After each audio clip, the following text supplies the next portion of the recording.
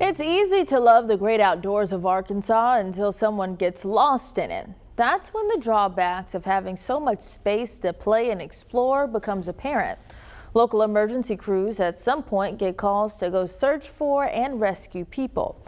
And that can be expensive and draw on a lot of resources. Tonight, our Rolly Hoyt salutes the group that helps keep those crews sharp and on their game. Okay, I'm going to check your head, okay?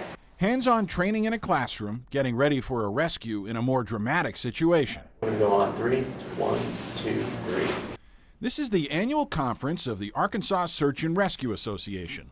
Over 4 days at Arkansas Tech, EMTs, paramedics, and other emergency responders prepare to find lost people and rescue the injured in the woods and waters of Arkansas. I like giving back to my community. Sometimes it's a recovery, so at least I'm helping provide a closure to somebody's family.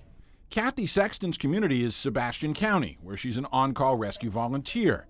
And since so many emergency workers are volunteers like her, the ASERA conference becomes an invaluable opportunity. A lot of training opportunities, and is able to provide those at a better cost versus us just going out to the teachers and asking them to come teach our search and rescue team. One of my main missions is to help get training for search and rescue responders.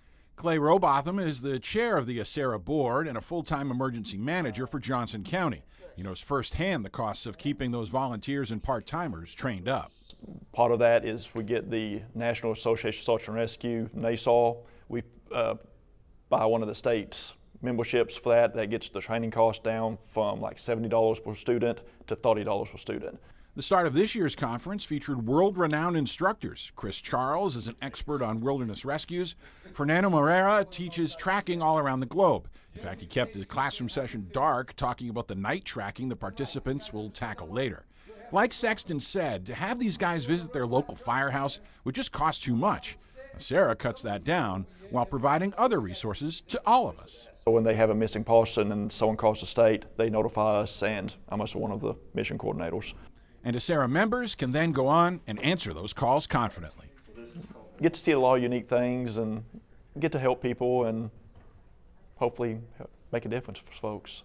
When they're found, great. He went to the hospital to be checked out, but no injuries, and just happy ending. In Russellville, Rolly Hoyt, THV 11 News.